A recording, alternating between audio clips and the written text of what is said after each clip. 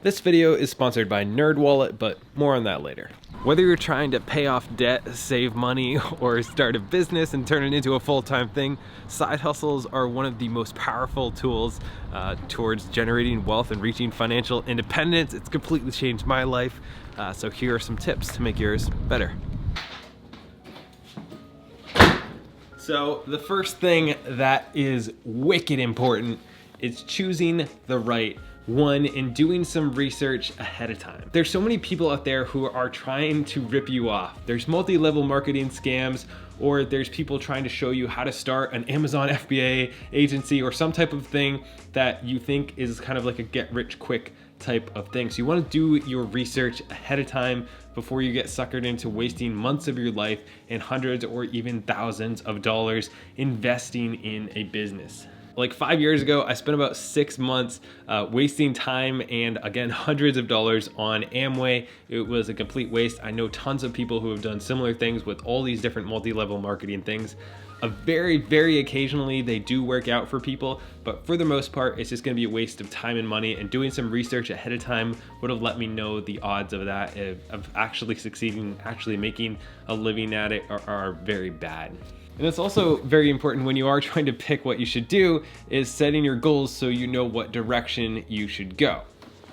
That goal setting can also help you decide what kind of path you should go down. Do you want something that's just gonna pay you immediately, where you go somewhere and you get money right after? Or do you wanna do something that might not pay for a couple months, maybe even a couple of years, kind of similar to what I did, but has the potential to scale later on? Being very intentional and deciding what your short and long-term goals are can be extremely efficient and can save you a lot of time and headache. Speaking of goals, it is time for the sponsor of this video, NerdWallet. So one of my goals, especially this year, is to get my third house hack, and that's something that I've been trying to do for a couple months now, but I just can't find the right property. If anybody in Manchester is selling a multifamily, let me know. I really need one. I'm not joking.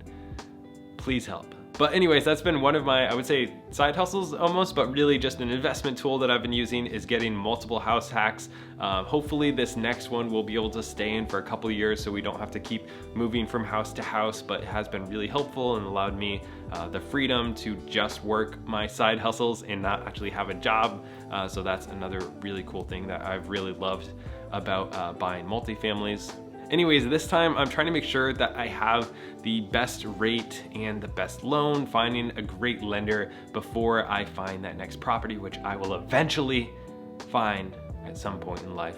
Now, the really cool thing about NerdWallet, I've just been using their app, it's really easy to navigate, is you can discover and compare lenders right on their app. You can read in-depth reviews about them, find the best rates, and it's just been a really easy way to simplify and make sure that I'm making the best decision for me and my mortgage. So if any of you guys are looking to get a house as well, it's a really useful tool. You can do a ton of other stuff on there and discover and really compare a ton of other things like bank accounts and credit cards and stuff like that. Anyways, I've had a lot of fun and learned a lot of cool stuff using them over the past couple months. So I definitely recommend them, obviously, because that's what I'm doing right now. Anyways, thank you to NerdWallet for sponsoring this portion of this video. Use the 3-year rule. This has been something that was so helpful for me when I was in my first couple of years of YouTube and other side hustles that I've done, and they're just like, they're failing, you're putting in the effort, but you're not seeing any of the results, but you don't realize that you're at the beginning of that hockey stick where you gotta lay all that groundwork and then eventually it hockey sticks up, you know? So committing to something for 3 years, for me it was, no matter what's gonna happen, I'm gonna make a video every week, 1 video a week, not 5 videos a week, just one, something that I can do for the next 3 years, no matter what's happening, doesn't matter, every week, 1 video. So whatever that is for you and your side hustle, just commit to doing something that is manageable for a long period of time and you're almost guaranteed to have success. I've had this kind of commitment also throughout this 3 years, is just doing one thing towards my side hustle, even when I was working 2 other jobs, just trying to do one thing so I can take those little steps forward every single day. And if you do that one little thing every day, then you're doing hundreds of things over the course of the year and you're moving a lot closer. So it doesn't have to be huge things. It can just be the smallest little steps, but do them consistently, one thing every single day. treat your business like a business. I know this doesn't seem like crazy advice, but it's really, really helpful to have separate bank accounts for separate things. I do that with my side hustles and my rental properties, and it's extremely helpful, especially when tax time comes around. First of all, you wanna make sure that you're prepared for your taxes and you actually have money budgeted, set aside for your taxes when they come. But also, when you have all your expenses separately, you can determine how much you're actually making, and that leads into the next one, which is calculate. Calculating the true cost can be scary. Sometimes we avoid doing it when we want our side hustle to seem like it's producing money, but when you calculate all the expenses, sometimes you're actually not. You're losing money, or you're working for $5 an hour, which can be really hard to face sometimes. But you wanna be honest with yourself and realize, what are your actual expenses? How much are you actually making per hour? Is there any way that you can up what you're making per hour by being very efficient with what you're doing and cutting down some of the slack time? Or if once you actually are honest and you calculate that, you might end up seeing that maybe this side hustle just isn't something that you should be doing and isn't a good use of your time. Always follow a schedule. This can be super important. I know I have not done this at times, and you just kind of occasionally, when you don't plan out and block exactly what you're gonna be doing, you end up just wasting hours and hours and days and weeks and months not doing anything that is overly productive.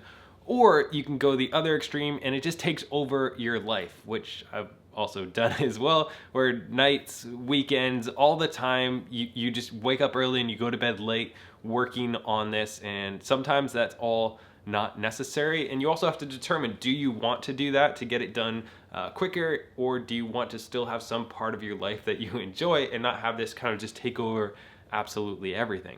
And then it comes down to taking action. This is super important, but there are so many people who don't do it. Maybe you've always wanted to start a podcast, but instead of actually taking action, pulling out your phone and just recording a podcast, you're waiting until you have the right name, you have the picture for it, you have the research, you know what format you're gonna shoot it in.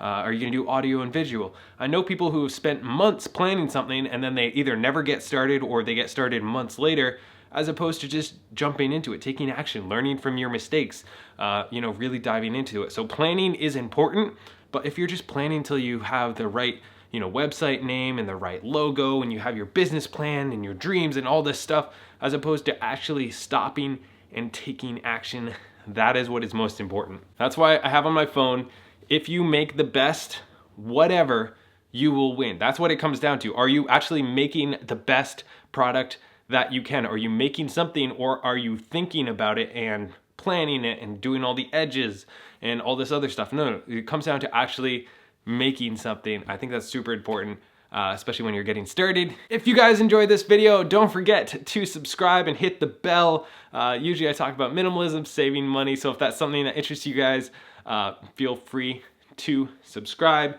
If you enjoyed this video, you can also drop a like. You don't have to. I don't like to ask for it, but if you do, it helps the algorithm, so I kind of have to ask for it so that the algorithm likes me.